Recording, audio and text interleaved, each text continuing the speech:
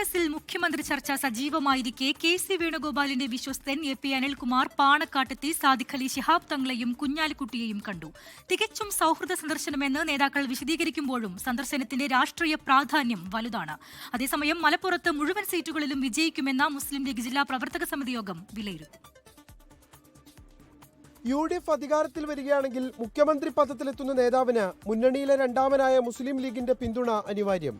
കെ.സിക്ക് വേണ്ടിയുള്ള പിന്തുണ ഉറപ്പാക്കലാണോ ലക്ഷ്യമെന്ന ചോദ്യത്തിന് എ.പി. അനിൽകുമാറിന്റെ മറുപടി ഇങ്ങനെ: സൗഹൃദ സന്ദർശനം എന്നതിനപ്പുറത്ത് യാതൊരു രാഷ്ട്രീയമായിട്ടുള്ള ചർച്ചകളോ കാര്യങ്ങളോ ഇല്ല. തീർത്തും സൗഹൃദപരമായിട്ടുള്ള ഒരു സന്ദർശനം, അത്രേ കാര്യം. മുഖ്യമന്ത്രി ചർച്ചകളെ ലീഗും പാടെ തള്ളി. എലക്ഷൻ വോട്ട് പെട്ടിയിലല്ലേ, അതിൻ്റെ ഘട്ടമാണ്. അപ്പോൾ അങ്ങനെ ഒരു കാര്യം നടന്നിട്ടില്ല. അങ്ങനെ അഭ്യൂഹങ്ങൾ നിങ്ങൾ വെറുതെ ഉണ്ടാക്കുകയേ വേണ്ട. അങ്ങനത്തെ ഒരു ചർച്ചയില്ല. അതേസമയം മലപ്പുറത്ത് മുഴുവൻ സീറ്റുകളിലും വിജയിക്കാനാകുമെന്ന് മുസ്ലിം ലീഗ് ജില്ലാ പ്രവർത്തക സമിതി യോഗം വിലയിരുത്തി. ശക്തമായ പോരാട്ടം നടന്ന പൊന്നാനിയിലും തവനൂരും 5000 വോട്ടിനെങ്കിലും വിജയിക്കുമെന്നാണ് ലീഗ് കണക്കുകൂട്ടൽ. കോഴിക്കോട് ചരിത്രത്തിലെ ഏറ്റവും വലിയ പരാജയം LDF ഏറ്റുവാങ്ങുമെന്ന് DCC president K. Praveenkumar. Kozhikode, Kollam ജില്ലകളിൽ UDFന് കരുത്തു പകരുന്ന മാറ്റം വരുമെന്ന് ഷാഫി പറമ്പിൽ MP ആത്മവിശ്വാസം പ്രകടിപ്പിച്ചു. ഇത്തവണത്തെ ഭരണമാറ്റത്തിന് ഏറ്റവും പ്രധാനപ്പെട്ട പങ്ക് വഹിക്കാൻ പോകുന്ന ഒരു ജില്ല കോഴിക്കോടായിരിക്കും.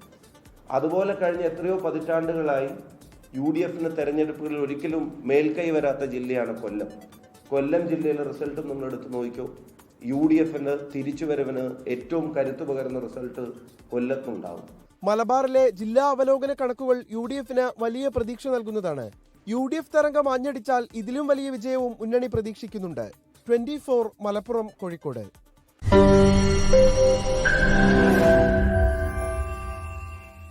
ലോകത്തെവിടെയായാലും ഏത് സമയത്തും 24 വാർത്തകളും ഓഗ്മെന്റഡ് റിയാലിറ്റി പാക്കേജുകളും എക്സ്പ്ലെയിനറുകളും വിശദമായി കാണാൻ ഞങ്ങളുടെ YouTube ചാനൽ നിങ്ങൾക്ക് സബ്സ്ക്രൈബ് ചെയ്യാം.